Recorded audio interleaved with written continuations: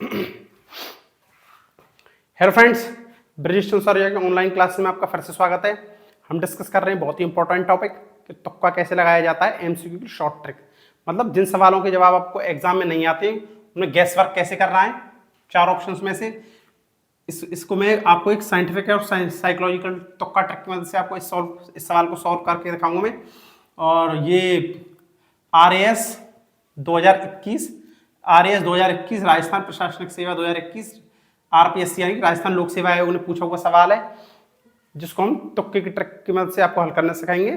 और यदि आपने ये हमारा पार्ट नंबर 27 है शायद, और जिसने भी हमारे अब तक एक पार्ट नंबर 1 से पार्ट नंबर 25 तक नहीं देखे वो चैनल पर विजिट करके देख लें, क्योंकि मैंने बहुत अच्छी ट्रिक्स बताई हैं, वरना वो आपके हाथों से निकल जाएंगे। ठीक है, चलिए आइए इस वाले सवाल को सोल्यूशन करके देखते हैं। ठीक है, क्वेश्चन मैं आपको जल्दी से पढ़ के बता देता हूँ इस वाले सवाल को, जिससे कोई डाउट नहीं रहा आपके दिमाग में। ठीक है, रूमा देवी के बारे में निम्नलिखित में से कौन सा कथन सही नहीं है, मतलब नहीं है वाला ढूंढना है आपको। ठीक है, RAS 2021 RPSC में आया हुआ एक सवाल है।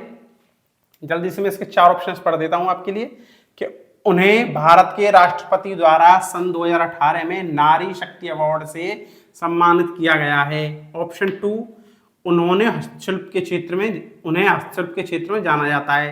ऑप्शन नंबर 3 कि उन्होंने हजारों महिलाओं को रोजगार बढ़ावा देने में अहम भागीदारी निभाई। ऑप्शन नंबर 4 कि वो जसराजपुरा खेतड़ी गांव में पली बढ़ी है। ठीक है, इस पली बढ़ी का मतलब ये है कि she was brought up in the village Jasrajpura Khetri. ठीक है, मतलब पालन पोषण हुआ है, ये है इस पली बढ़ी का मतलब। ठीक है, तो आई होप कि चार ऑप्शन आपको समझ में आ गए होंगे।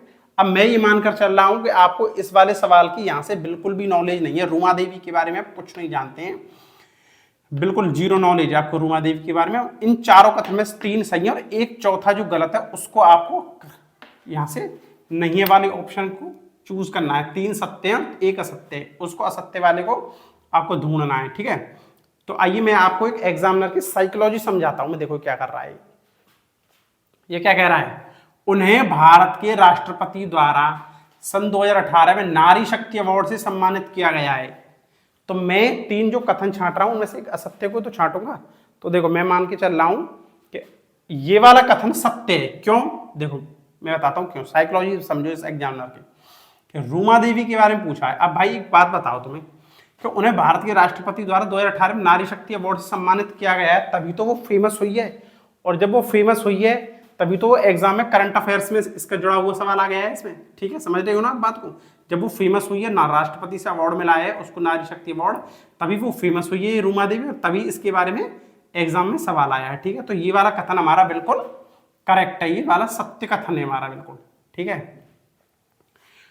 अब ये क्या लिख रहा है, उन्हें हस्तशिल्प के क्षेत्र में जाना जाता है। ठीक है, अभी अब तुम थर्ड ऑप्शन को देखो, इसको ये क्या लिख रहा है, उन्होंने हजारों महिलाओं को रोजगार बढ़ावा देने में अहम भागीदारी निभाई।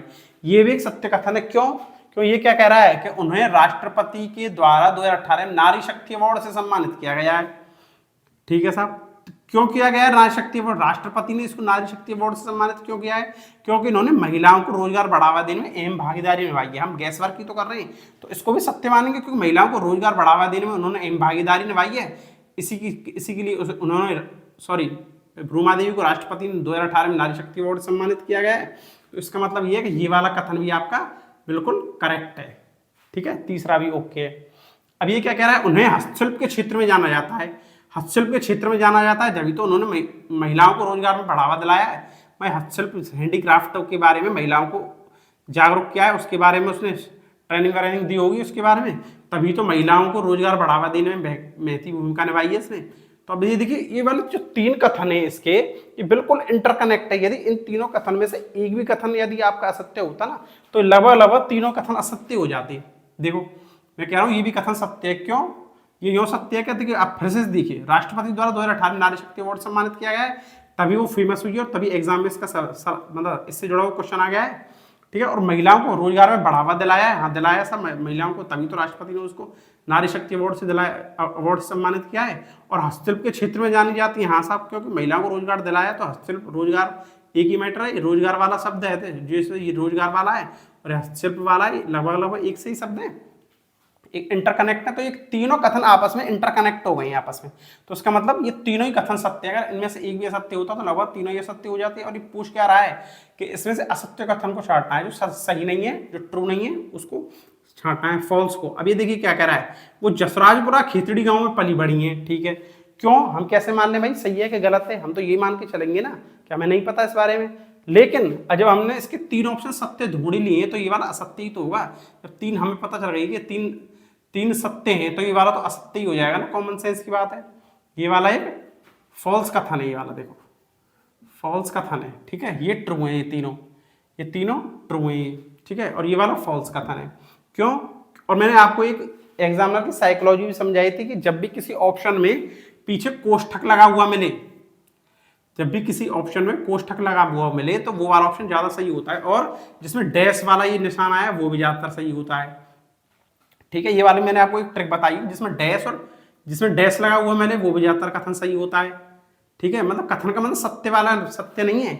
आप इसको सही का मतलब ये मत समझो कि सत्य है, मतलब ये कहने का मतलब है सही नहीं है का मतलब ये होता है कि ये जो ऑप्शन है इन तीनों में से ये वाला ऑप्शन करेक्ट ऑप्शन है। ये हमें जो करेक्ट ढूंढना है ना, जिस भी ऑप्शन के पीछे कोष्ठक लगा हुआ होता है या फिर और या अथवा लगा हुआ होता है, डैश लगा हुआ होता है, वो वाला ऑप्शन सही होता है। ऑप्शन सही का मतलब क्या है, ये ट्रू नहीं है, ट्रू वाले को नहीं, ये है तो वैसे फॉल्स है, लेकिन ऑप्शन सही का मतलब क्या होता है कि उसको आपको गैस वर्क में आपको उसको प्राथमिकता देनी है, उस वाले ऑप्शन को आप गोला भर के आना, उसी को चूज करना अपने उत्तर के रूप में। मतलब ये वाला चौथा उत्तर आपको चूज करना है। क्यों, क्योंकि कोष्ठक लगा हुआ है या फिर डैश लगा हुआ है, तो आप इसको चूज करेंगे कि ये एक ये हमारा उत्तर है, ये चार ऑप्शन में से इसी को चूज करना है हमें।